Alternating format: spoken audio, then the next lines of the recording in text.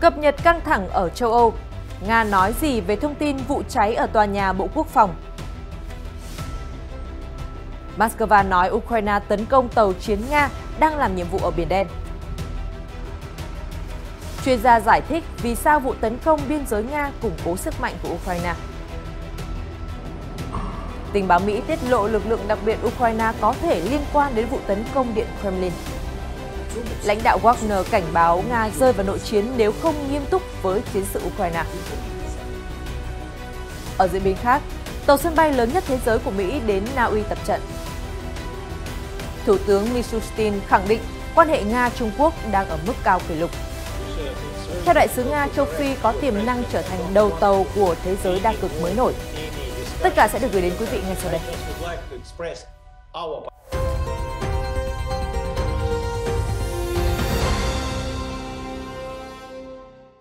Rất vui khi được gặp lại quý vị trong chương trình Thời sự quốc tế. Những cập nhật mới nhất liên quan đến căng thẳng ở châu Âu cùng với các diễn biến xoay quanh chính trường thế giới sẽ được gửi đến quý vị trong chương trình ngày hôm nay. Theo TASS ngày 25 tháng 5, Nga hiện bác bỏ thông tin có vụ hỏa hoạn tại tòa nhà Bộ Quốc phòng Nga, mặc dù trước đó hãng thông tấn Nga trích dẫn một số nguồn dịch vụ khẩn cấp đã thông báo về sự cố. Cụ thể, hiện Bộ Tình trạng Khẩn cấp Nga không phát hiện đám cháy tại tòa nhà Bộ Quốc phòng. Đội cứu hỏa không phát hiện bất kỳ đám cháy nào, khi đến nơi cũng không có bất kỳ thông tin nào về các nạn nhân. Dịch vụ báo chí của Sở Moscow thuộc Bộ Tình trạng Khẩn cấp Nga cho hay.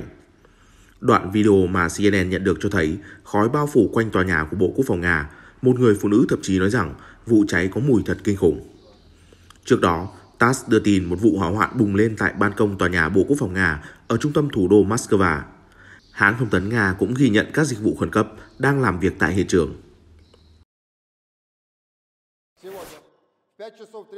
Bộ Quốc phòng Nga ngày 23 tháng 5 thông báo tàu chiến nước này Ivanku đã chống đỡ cuộc tấn công từ 3 tàu cao tốc không người lái của Ukraine trên Biển Đen. Vụ tấn công bất thành xảy ra khi tàu chiến Nga đi qua eo biển Bosphorus. Trong một tuyên bố đăng trên Telegram, Bộ Quốc phòng Nga nói rằng tàu chiến đã bảo vệ các đường ống dẫn khí Turk Stream và Blue Stream vốn vận chuyển khí đốt từ Nga đến Thổ Nhĩ Kỳ. Sau vụ việc, con tàu tiếp tục tiến hành nhiệm vụ. Hiện phía Ukraine chưa bình luận về thông tin này. Theo Bộ Quốc phòng Nga, vụ tấn công xảy ra càng làm tăng nhu cầu mở rộng các biện pháp phòng thủ của nước này. Các vụ nổ vào tháng 9 năm ngoái đã làm hư hại đường ống Nord Stream 1 và 2 đưa khí đốt từ Nga đến Đức. Tuyên bố của Nga dường như làm leo thang căng thẳng ở Biển Đen, đặc biệt sau khi Moscow đồng ý gia hạn thỏa thuận ngũ cốc ở nơi này vào tuần trước. Tất cả các tàu của kẻ thù đã bị phá hủy bởi hỏa lực từ vũ khí của tàu Nga cách Bosphorus 140 km về phía đông bắc, tuyên bố cho biết thêm. Điện Kremlin ngày 24 tháng 5 cáo buộc các chiến binh thân Ukraine đã sử dụng thiết bị quân sự do phương Tây sản xuất để tấn công khu vực biên giới Nga trong tuần này. Và điều đó phù hợp với sự can dự ngày càng tăng của phương Tây vào cuộc xung đột, Moscow khẳng định. Trước đó, quân đội Nga ngày 23 tháng 5 cho biết đã đánh tàn các chiến binh thực hiện tấn công vào khu vực biên giới Belgorod, tiêu diệt hơn 70 tay súng theo chủ nghĩa dân tộc Ukraine và khiến số quân còn lại rút về nước. Truyền thông Nga sau đó công bố các hình ảnh phương tiện được chiến binh Ukraine sử dụng, trong đó có khí tài quân sự do Mỹ sản xuất như xe thiết giáp Humvee. Theo Nhà Trắng, các quan chức Mỹ sẽ điều tra về cáo buộc trên. Washington đã cung cấp hàng tỷ đô la hỗ trợ quân sự cho Kiev, nhưng đưa ra hạn chế chỉ giúp Kiev bảo vệ lãnh thổ Ukraine. Một số nhà phê bình cho rằng hình ảnh của Nga có thể được dàn dựng, Sky News đưa tin.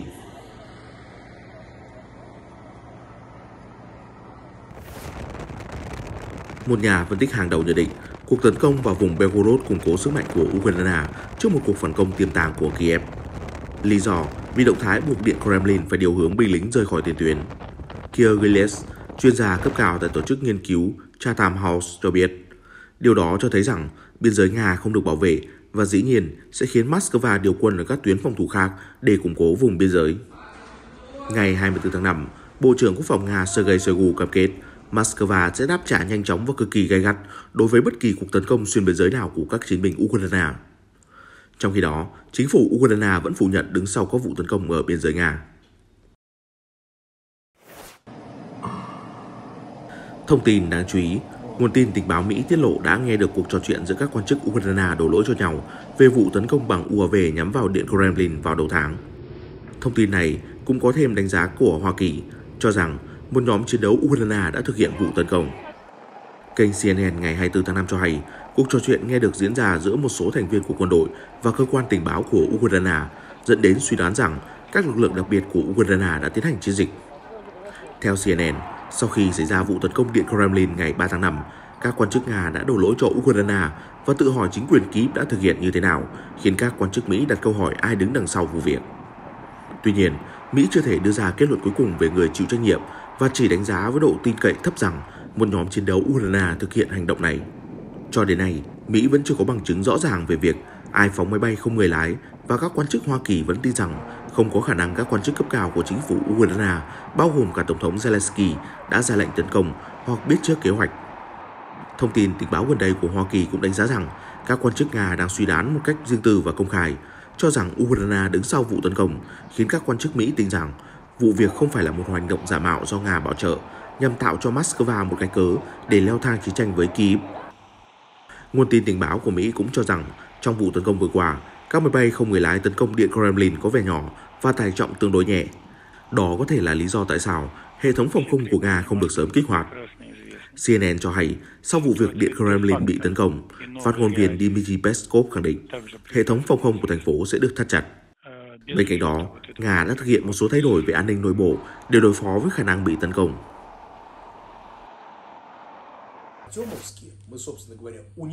Thông tin khác liên quan đến lực lượng chiến đấu của Nga. Yevgeny Prigozhin, người sáng lập nhóm lính đánh thuê Wagner, cảnh báo Nga có thể đối mặt với một biến động tương tự như cuộc cách mạng năm 1917 và thất bại trước Ukraine, trừ khi giới tinh hoa có thái độ nghiêm túc hơn với cuộc chiến. Reuters ngày 24 tháng 5 trích lời ông Prigozhin cho biết ông yêu nước Nga và phục vụ cho Tổng thống Putin. Do đó, ông cần cảnh báo nguy cơ rơi vào hỗn loạn của nước Nga. Hiện tại, có quan điểm cho rằng phương Tây sẽ mệt mỏi với chiến tranh và Trung Quốc sẽ làm trung gian cho một thỏa thuận hòa bình, nhưng ông không tin mọi việc sẽ diễn ra như vậy. Ông nói, thay vào đó, Ukraine đang chuẩn bị cho một cuộc phản công nhằm đẩy quân đội Nga trở lại biên giới như hiện trạng trước năm 2014, giai đoạn trước khi Nga sáp nhập Crimea. Ngoài ra, Ukraine sẽ cố gắng bao vây Bakhmut, nên tâm điểm giao tranh sẽ ở khu vực phía đông và bán đảo Crimea. Với diễn biến này, những người dân Nga sẽ chứng kiến con cái của họ lần lượt nằm lại nơi chiến trường, trong khi những đứa trẻ của giới thượng lưu được bảo bọc một cách an toàn. Một tình thế có thể khiến nước Nga phải đối mặt với tình trạng hỗn loạn, giống như các cuộc cách mạng năm 1917 dẫn đến một cuộc nội chiến. Đầu tiên, sự phản đối sẽ đến từ những người lính và sau đó, người thân của các binh sĩ sẽ phản ứng. Thời gian qua, đã có hàng chục ngàn quân nhân thiệt mạng. Con số này có thể lên đến con số hàng trăm ngàn trong thời gian tới, ông Prigozhin cảnh báo. Đến lúc này, Bộ Quốc phòng Nga chưa trả lời yêu cầu bình luận của Reuters sau những phát biểu từ lãnh đạo Wagner. Ông Prigozhin cũng chỉ trích chính sách hậu Xô Viết của Nga đối với Ukraine và cho rằng chiến dịch quân sự đặc biệt được thực hiện một cách không rõ ràng, mâu thuẫn và khó hiểu. Từ khi khởi động chiến dịch đến nay, giới lãnh đạo quân sự của Nga đã nhiều lần làm hỏng việc và mục tiêu phi quân sự hóa Ukraine đã thất bại. Những nhà lãnh đạo Liên Xô trong quá khứ như Joseph Stalin sẽ không bao giờ chấp nhận kết quả yếu kém như vậy. Một cuộc tấn công xuyên biên giới vào khu vực Belgorod của Nga cho thấy sự thất bại của giới lãnh đạo quân sự. Với diễn biến hiện tại, Ukraine sẽ tìm cách tấn công sâu hơn vào lãnh thổ Nga, ông Prigozhin nói tiếp. Ông cho rằng giờ đây, Nga cần huy động nhiều binh lính hơn và hướng nền kinh tế vào chiến tranh.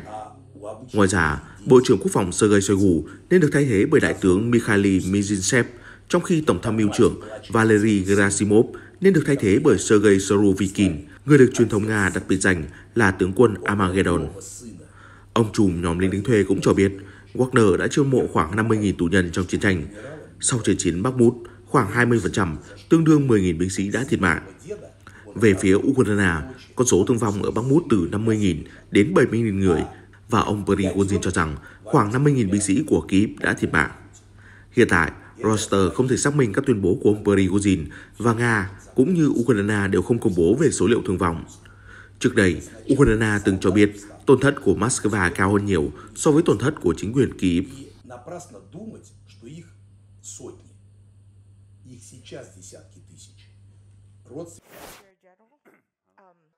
Theo Tổng thư ký NATO Jens Stoltenberg, Ukraine không thể gia nhập Liên minh quân sự chừng nào xung đột còn tiếp diễn. Mọi người đều nhận ra rằng để trở thành thành viên NATO khi còn vướng vào xung đột là điều không được xem xét. Vấn đề quan trọng hơn là điều gì sẽ xảy ra khi cuộc chiến kết thúc. Reuters dẫn lời ông Stoltenberg phát biểu ngày 24 tháng 5. Tại một sự kiện của Mỹ Marshall Đức tại Bỉ, ông cho biết ưu tiên của Liên minh quân sự là đảm bảo Ukraine chiếm ưu thế với tư cách là một quốc gia độc lập, có chủ quyền. Bởi vì nếu Ukraine thất bại thì sẽ không có vấn đề về tư cách thành viên để thảo luận, ông Stoltenberg nói thêm. Theo Tổng thư ký NATO, nếu tư cách thành viên của Ukraine không có trong chương trình nghị sự, thì hội nghị thượng đỉnh tại Litva vào tháng 7 sẽ tập trung thảo luận về hợp tác và tăng cường khả năng tương tác của các loại vũ khí, hệ thống giữa Kiev và NATO. Vào tháng 9 năm ngoái, Tổng thống Volodymyr Zelensky đã đưa ra nỗ lực để Ukraine bước vào NATO. Trước khi phát động chiến dịch quân sự ở nước láng giềng, Nga đã yêu cầu phải đảm bảo pháp lý rằng Ukraine sẽ không được kết nạp vào Liên minh phòng thủ phương Tây do Mỹ đứng đầu.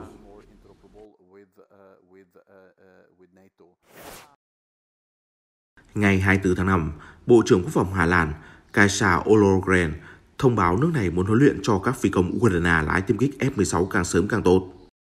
Theo bà Ollongren, khóa huấn luyện sẽ được tổ chức với Bỉ, Đan Mạch và Vương quốc Anh. Các quốc gia khác cũng có thể tham gia. Cùng ngày, Na Uy cũng khẳng định sẽ hỗ trợ các nỗ lực đào tạo phi công Ukraine.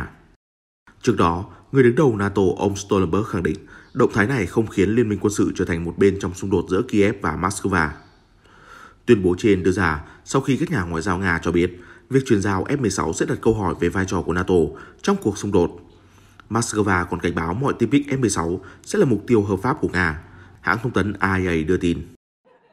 Hồi tuần trước, Tổng thống Mỹ Joe Biden đã tán thành các chương trình đào tạo phi công Ukraine và nhà lãnh đạo Zelensky cũng đảm bảo rằng các chiến đấu cơ sẽ không được triển khai để tấn công bên trong lãnh thổ Nga. Chuyển sang những thông tin quan trọng khác, quân đội Na Uy thông báo tàu sân bay khổng lồ của Mỹ USS Gerald Ford đã đi vào nước này ngày 24 tháng 5 để tham gia các cuộc tập trận của NATO với các lực lượng vũ trang Na Uy. Đây là hàng không mẫu hạm lớn nhất thế giới và các cuộc tập trận là màn biểu dương lực lượng của liên minh quân sự giữa lúc căng thẳng gia tăng ở châu Âu. Cuộc tập trận dự kiến bắt đầu trong những ngày tới, theo Reuters. Hình ảnh Reuters cho thấy người dân Na Uy xếp hàng dài trên bờ biển Nesodden để dõi theo tàu sân bay khổng lồ đi qua vịnh Oslo. Theo truyền thông Na Uy, hàng không mẫu hạm Mỹ sẽ đi về phía bắc của vòng Bắc Cực.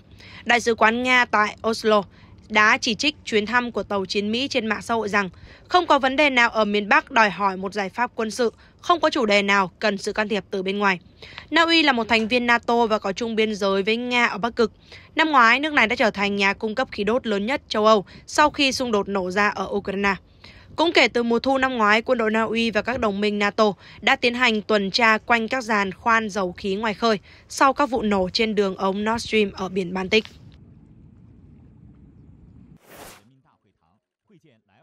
Có mặt tại Bắc Kinh vào ngày 24 tháng 5, Thủ tướng Mikhail Mishustin là vị quan chức Nga cấp cao nhất đến thăm Trung Quốc kể từ khi xung đột ở Ukraine nổ ra. Theo Sky News, ông Mishustin ca ngợi quan hệ giữa Moscow và Bắc Kinh đang ở mức cao hơn chưa từng có.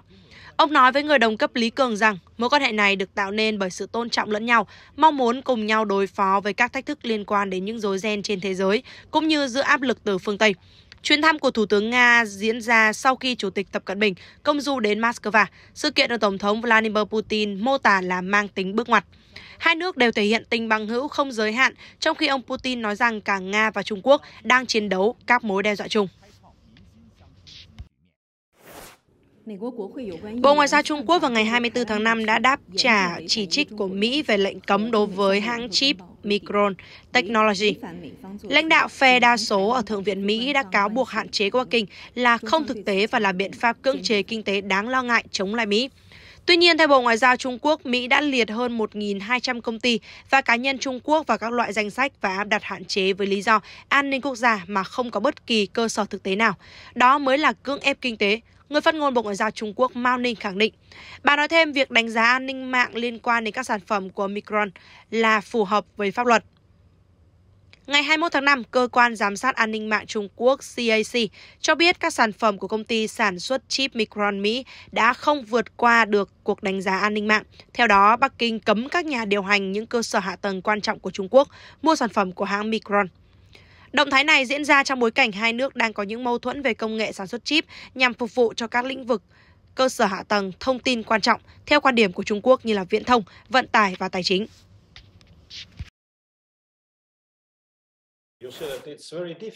Châu Phi có tiềm năng trở thành những nhà lãnh đạo của thế giới đa cực đang được hình hành và Nga quyết tâm củng cố quan hệ hợp tác chiến lược với các quốc gia châu lục này. Các tuyên bố được Đại sứ Nga tại Mỹ Anatoly Antonov đưa ra vào ngày 23 tháng 5, TASS đưa tin. Chúng tôi coi sự kiện hôm nay là một đóng góp quan trọng cho sự chuẩn bị của Hội nghị Thượng đỉnh Nga-Châu Phi sẽ diễn ra tại Petersburg vào tháng 7. Nga quyết tâm phát triển các mối quan hệ song phương với các nước châu lục này trong những năm tới, ông Antonov phát biểu từ Đại sứ quán Nga ở Washington. Nhà ngoại giao khẳng định mối quan hệ giữa Nga và các nước châu Phi có giá trị quan trọng và không nhằm chống lại bất kỳ ai. Chúng tôi chắc chắn cam kết phát triển quan hệ đối tác chiến lược với những người bạn châu Phi của chúng tôi, hợp tác để thúc đẩy quan hệ công bằng và bình đẳng, cải thiện các cơ chế của quan hệ kinh tế đôi bên cùng có lợi, đại sứ Ca nói thêm. Thông qua những nỗ lực chung của chúng ta, lục địa này sẽ trở thành một trong các đầu tàu của trật tự thế giới đa cực mới nổi. Chúng ta sẽ chống lại hệ tư tưởng chủ nghĩa thực dân đang được áp đặt bởi những nước khác. Theo nhà ngoại giao Nga, hội nghị thượng đỉnh ở Petersburg được tổ chức trong một môi trường địa chính trị phức tạp giữa những thay đổi mạnh mẽ về kinh tế chính trị toàn cầu. Một số quốc gia phương Tây thích ngăn chặn sự hình thành của một thế giới công bằng hơn. Họ tuyệt vọng bảo vệ khái niệm sai lầm về một thế giới dựa trên luật lệ của họ, gây áp lực chính trị ngoại giao lên các nước khác, bao gồm các nước châu Phi. Ông Antonov tiếp tục. Đại sứ Nga cho hay nước này đang chuẩn bị cho hội nghị theo một cách nghiêm túc nhất và rất mừng chào đón nhà lãnh đạo của tất cả các nước châu Phi cũng như các tổ chức khu vực. Theo ông, ý tưởng chính của sự kiện là nhằm tăng cường tính chủ quyền của các nước châu Phi và củng cố vai trò của họ trong vấn đề toàn cầu. Hội nghị thượng đỉnh và diễn đàn châu Phi-Nga là hai sự kiện cùng diễn ra ở một thành phố từ ngày 26 đến ngày 29 tháng 7.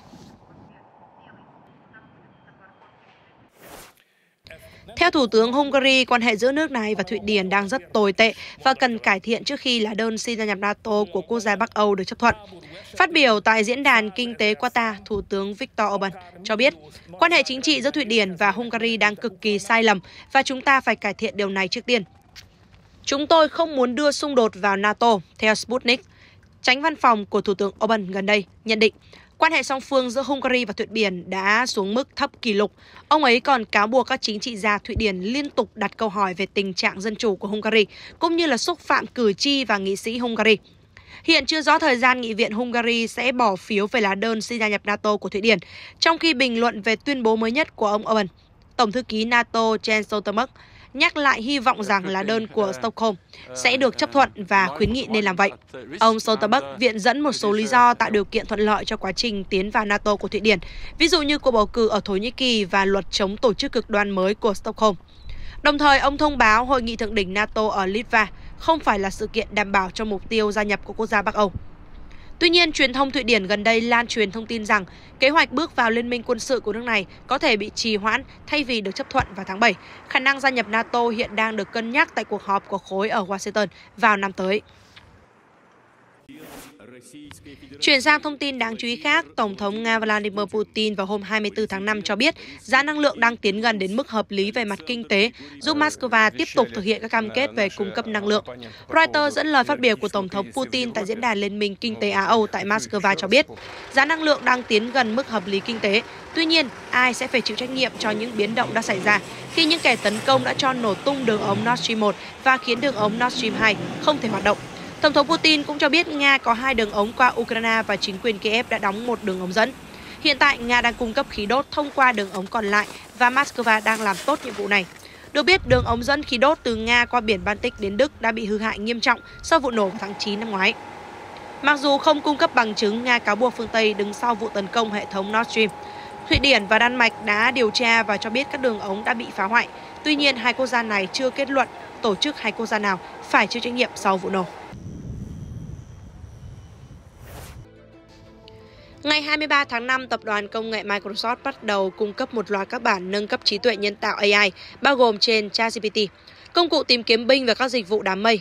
Đơn mở rộng này được kỳ vọng sẽ giúp Microsoft rút ngắn khoảng cách cạnh tranh với Google. Một thay đổi quan trọng mà Microsoft tung ra lần này là triển khai kết quả tìm kiếm trực tiếp từ Bing sang ChatGPT. Chatbot này do công ty khởi nghiệp OpenAI phát triển và được Microsoft đầu tư. Tại hội nghị Microsoft Build thường niên, công ty tuyên bố giờ đây ChatGPT có thể lấy kết quả từ trang web tìm kiếm Bing đối với những người dùng đăng ký trả phí. Điều này cũng sẽ sớm được áp dụng với những người dùng miễn phí. Giám đốc điều hành phát biểu rằng, những thứ mà chúng tôi xây dựng có thể tạo ra sự khác biệt cho 8 tỷ người chứ không phải chỉ một nhóm nhỏ nào đó. Công ty này đang mở rộng dịch vụ gọi là plugin cho trang web Bing, sử dụng tiêu chuẩn được OpenAI chấp nhận. Bản nâng cấp cho phép các doanh nghiệp giao dịch dễ dàng hơn với người dùng trên công cụ tìm kiếm. Các bản cập nhật cho Bing là một nỗ lực của Microsoft tăng cường nắm bắt thị trường tìm kiếm, ước tính trị giá 286 tỷ đô la Mỹ. Tương tự Microsoft, Google gần đây cũng đã giới thiệu các bản nâng cấp AI cho công cụ tìm kiếm của mình. Liệu người dùng sẽ thích công cụ tìm kiếm của công ty nào hơn? Điều đó vẫn chưa thể dự đoán được vì Google vẫn chưa triển khai rộng rãi các bản cập nhật. Cư dân đảo Guam, lãnh thổ hải ngoại của Mỹ ngày 24 tháng 5 chuẩn bị đối phó với bão Magua. Các nhà khí tượng học dự đoán đây sẽ là một trong những cơn bão khủng khiếp nhất tấn công khu vực trong hàng chục năm. Trước đó, bão Magua đổ bộ, các lực lượng quân đội Hoa Kỳ đóng trên đảo đã tiến hành di tản và cho tàu neo đậu an toàn. Bão Magua dự kiến càn quét với sức gió lên tới 240 km/h. Cháy rừng dữ dội đã bao trùm hơn 1 triệu hecta ở tỉnh Alberta của Canada. Bên cạnh Mỹ, mới đây Úc và New Zealand thông báo chuẩn bị gửi lực lượng hỗ trợ để giúp Canada chế ngự ngọn lửa. Christy Tucker, đại diện cơ quan chống cháy rừng địa phương Alberta Wildfire, vào ngày 23 tháng 5 nói với truyền thông rằng tỉnh Alberta đã ứng phó với hơn 520 vụ cháy rừng cho đến nay và 20 trong số đó vẫn nằm ngoài tầm kiểm soát. Những cơn mưa gần đây và nhiệt độ mát hơn đã giúp lính cứu hỏa đạt được tiến bộ thực sự trong việc dập tắt đám cháy. Hơn 2.800 lính cứu hỏa từ Canada và Hoa Kỳ đã chiến đấu với các đám cháy rừng ở Alberta. Họ sẽ nhận được thêm sự hỗ trợ từ các nhân viên cứu hỏa New Zealand và Úc vào cuối tuần này. Thưa quý vị, thông tin vừa rồi cũng đã kết thúc chương trình Thời sự quốc tế của chúng tôi. Cảm ơn quý vị đã dành thời gian quan tâm theo dõi. Xin kính chào và hẹn gặp lại.